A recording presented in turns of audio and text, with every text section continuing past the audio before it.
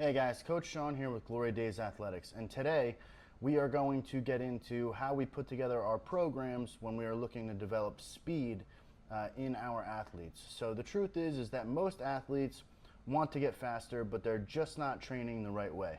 So today we're going to break down things like sprint mechanics, for example.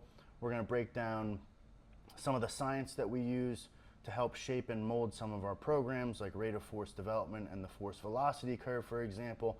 And then we're also going to get into the program design, why we implement the things that we implement and the timing at which we do so. And it's really going to explain the why behind our program. So let's get into it. Before we get into actually talking about sprint mechanics, just know that we have to test every athlete that comes in here so that we know exactly what it is that we can work on. What's the low-hanging fruit? What can we put together for long-term development, for example? So every athlete goes through a specific speed test where we're going to test their 10-yard, 20-yard, and 40-yard dash, and then we're also going to test their flying 10 times. So to give you an example of why, for something like the 10 and the 20-yard dash, that really gives us a good idea of their acceleration mechanics. During that time is when somebody's in the drive phase, they're building up to top speed, and then we're also going to test their flying 10s. So once they're at top speed, how quickly do they run 10 miles per? How quickly do they run 10 yards? And we could use that with the formula to see how many miles per hour are they running when they are at top speed. And then the 40-yard dash is a combination of all of those things. How fast they get out of the drive phase, how quickly do they get to top speed, and how fast are they running when they're at top speed, and then how long can they maintain that top speed for. So every athlete goes through those tests so that we have a baseline of the things that we could work on. So for example, whenever we are working on mechanics, we're typically going to break up a session into one of two things. We are either going to have it be a focus on acceleration, or there's going to be a focus on top speed. So just to give you an idea, of some of the things that we look for with acceleration, does somebody have a positive shin angle, for example, or are they, at a 45-degree angle in their first, minimum 3 to 5 steps. For something like that, we also want to make sure that they're focusing on driving force into the ground and striking the ground, basically. So these are all quick things that we could analyze, and usually just by improving somebody's first few steps, it's almost an immediate difference in how fast they can run. And then for something like top speed mechanics, something that I see what a lot of guys do is that they're often going to be heel striking, for example, so we focus on things like ground contact time, stride length, and we focus on where their foot is actually striking. Is it striking right below their hip, or is it striking in front of their body? So there's certain things that can be corrected mechanically, through exercise and just through some simple coaching. So that's basically what we do, is we focus on either acceleration or top speed, kind of get a gauge for where they're at, and then we take it from there. So now we're going to get into some of the science that we use to shape our program, and it helps us as a guidepost for how we're going to mold an athlete's training. So for example, we use something like the force velocity curve. Okay, you've heard me talk about this before, but there's going to be an inverse relationship based on the maximum amount of force that somebody can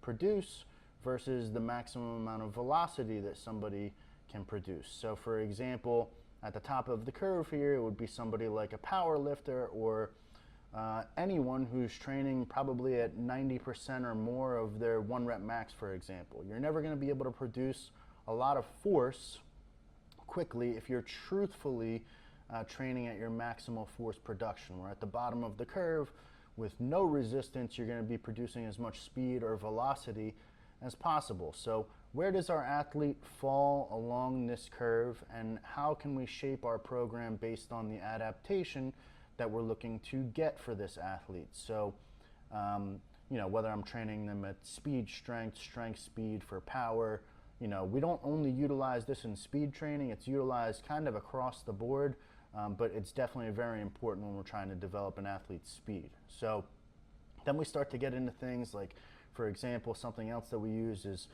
like the concept and idea of rate of force development. So what is rate of force development? It's exactly that. How quickly can an athlete generate force? And for somebody like a sprinter or a runner, you need to be able to produce a lot of force quickly. So if you think about it, most athletic movements, you're producing a lot of force within 250 milliseconds, and then for something like sprint ground contact time, for example, it's 100 to 200 milliseconds. So if you're not able to produce a lot of force quickly into the ground with every step that you take, you are not going to be explosive, fast, and just a total cheetah. We look at things like that, and then for example, we implement things like understanding the stretch shortening cycle, which also helps improve ground contact time. So what is the stretch shortening cycle? It's basically a motion in your muscle where you go through a quick eccentric contraction, followed by an amortization phase, and then followed by a quick concentric motion, which is basically the muscle lengthening and shortening very quickly. So that happens when you're running, and it also happens in things like when you're doing plyometric jumps, for example, or if you're doing like bounding, for example. You're going to be doing the stretch shortening cycle when you do all of those different training methods. So how do we piece all this together? What exactly is it going to look like, and what is the program design going to be for your athlete? So just keep in mind, this isn't a cookie cutter program. All these things get put into play based off of the athlete's performance, again, their age, maturity, and biological development and experience level. So that's always going to take a role in how we shape a program for an athlete.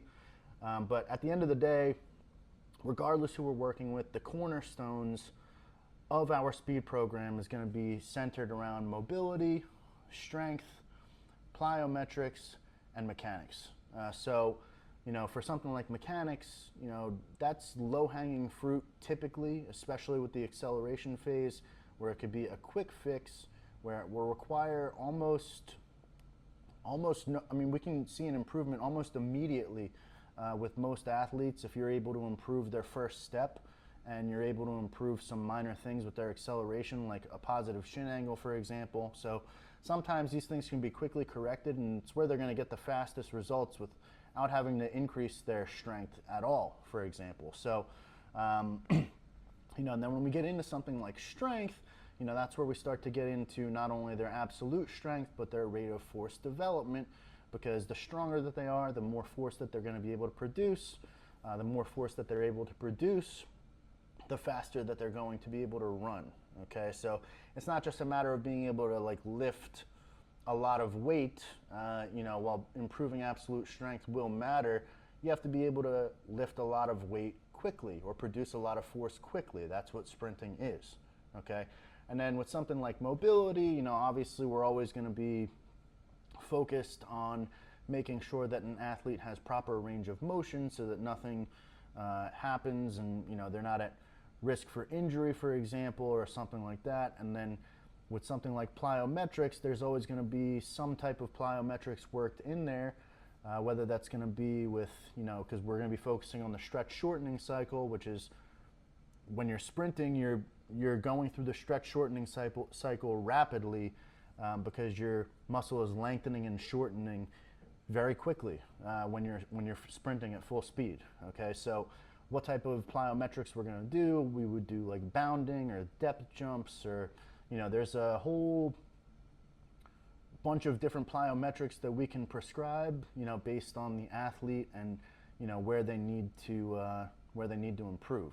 So there it is. There's a Reader's Digest version of how we're going to shape our program, what goes into it, and how we put these things together. I mean, it's not just random drills, it's not random exercises. This is a well thought out, again, science-driven, data-backed process of how we are going to make your athlete perform at a higher level at the end of the day. So speed is not something that you are just born with. It is something that can be trained.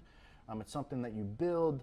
It starts by training with intent, understanding the science and then putting in the work. All right, so if you found this video helpful and you're watching it on YouTube, please like, subscribe, and feel free to drop a comment. If you are watching this video on Instagram or TikTok, please feel free to go to our website, glorydaysathletes.com, fill out an athlete intake form if you think that this can help you, or shoot us a DM, and we'll do whatever we can to help. So thank you very much. I hope you guys have a great day, and remember, train with purpose, perform with pride.